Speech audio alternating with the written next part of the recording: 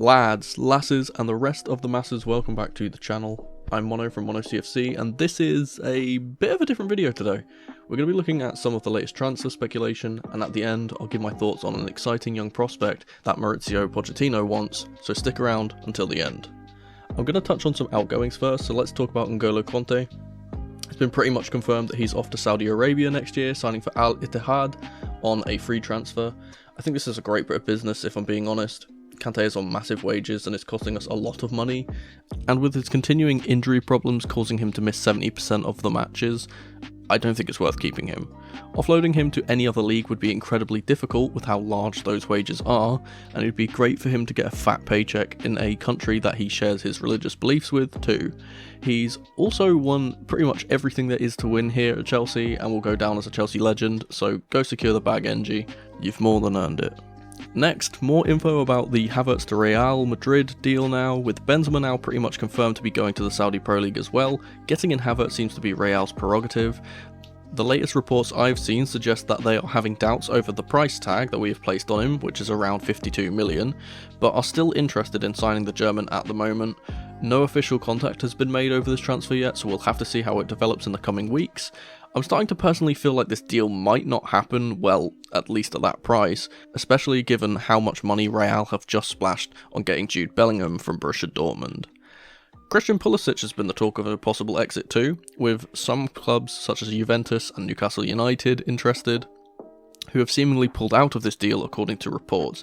The latest is that his likely destination is AC Milan, who see him as a quote smart and strategic signing as they are trying to tap into the American market.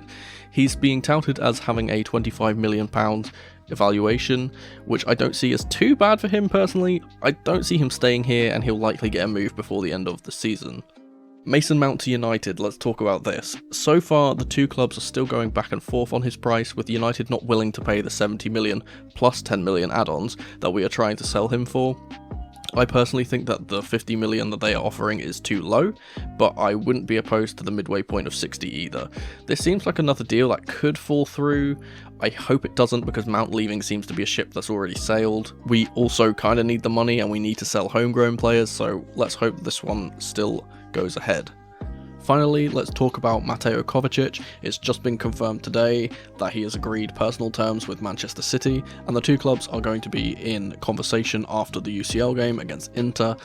Mateo really wants this move. We don't really need him / want him anymore, and I think this is a good way for us to get some funds. This is a good deal for me. Real quick, before we get any further into the video, I'd like to ask you to please subscribe to the channel. Around 98% of the people that watch my videos aren't subscribed, and I'm trying to hit 3,000 subscribers as soon as possible and grow our little community. It's totally free and it helps support me and the creation of this content, so if you like what you see, then I urge you to do so. Much love, team. Let's get back to the video. Alright, now let's talk about incomings, and there are some worrying signs concerning the midfield. After losing out on Ugarte, who's basically confirmed to be going to PSG now, we've turned our attention to Moises Caicedo, but are currently in a battle with Arsenal for his signature. No personal terms have been agreed yet by either club, but with the option of European football next season, Arsenal have a major advantage in this race. Brighton are looking for 75 to 90 million for the lad, which is quite utterly bonkers. The issue we have is that we've backed ourselves into a corner now, as we can't get Ugarte, so now Brighton can take advantage of that and get more money out of us, and or Levi Colwill, who must stay. Speaking of midfield options though, the breaking news today is that there are now concrete, ongoing talks between Chelsea and the camp of Romeo Lavia. Southampton are trying to sell him for upwards of 40 million, however we are not willing to pay that much and are trying to haggle for a lesser fee. No terms have been agreed upon at the moment, but Chelsea are pushing for his signature, and we'll have to keep monitoring the situation over the next few weeks. The only other option that has been reported as of now is recent Europa Conference League winner Declan Rice, who would cost upwards of 100 million and is also being looked at by Arsenal. Again, it's worrying because none of these targets seem likely to happen, especially if we can't get that money from the Mason Mount deal.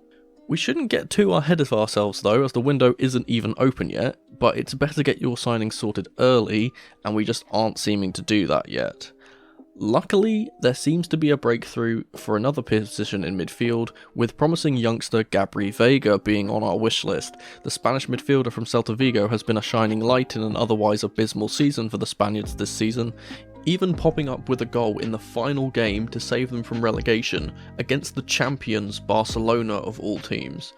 Mauricio Pochettino is an admirer of the box-to-box mid, and he seems to be the likely replacement for Mason Mount once he leaves. We did have some competition from Liverpool for his signature when these reports first came out, but with them now wrapping up a £35 million move for Alexis McAllister, it's seeming less likely they'll pursue him too. As he's the main point of this video, let's talk a bit more in depth about him.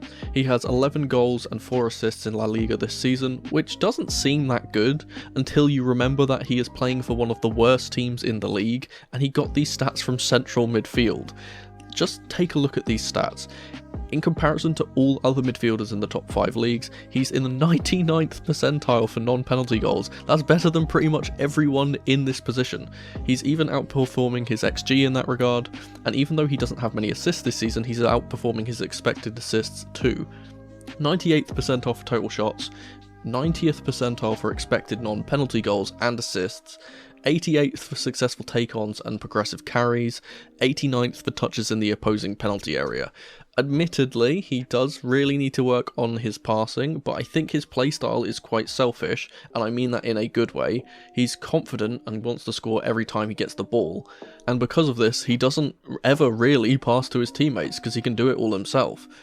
From what I've watched of him, which admittedly isn't that much, I'm not going to pretend like I've watched every Celta Vigo game, I haven't, he seems extremely comfortable on the ball, press resistant, can get past players, progress the team up the pitch and score from midfield, which is something we are severely lacking.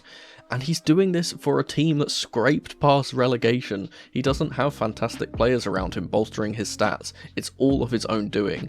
This is a genuinely exciting young player, and it seems as if we have a free run at him. I would snap him up as soon as possible and give Poch what he wants. Let's talk goalkeepers now, because there has been a massive shake-up at AC Milan with Maldini being fired. Multiple players are now seemingly unsettled at the club, and one of those is Mike Maignan. We had apparently put in a 60 million bid for him previously, and I didn't think it would be ever accepted in a million years. But with the French shot stopper now possibly wanting an exit, this could genuinely be a possibility, and an exciting one too. I said from the start that out of all goalkeepers out there, Mike is the one to get. My only concern was his price tag, but that will now be slightly reduced if reports are to be believed. Finally, there are still some ongoing talks for Andre Onana, with multiple different swap deals being suggested, one of which I've mentioned previously with Edouard Mendy going the other way with some cash, which I personally feel is a good deal, but the other one, which I think is a genuine bargain and we should go for, is a swap with Kalidou Koulibaly. Inter have expressed that they have interest in the aging ex-Napoli man and would be keen to sign him in that swap deal along with extending Romelu Lukaku's loan deal.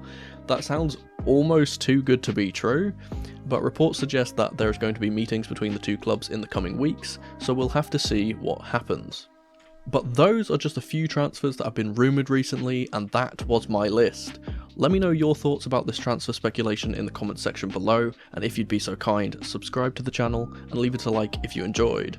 Don't forget to tap the notification bell so you never miss a video from me. I've been Mono from Mono CFC, and remember, in the rain or in the dry, keep that blue flag flying high. Come on, you Blues.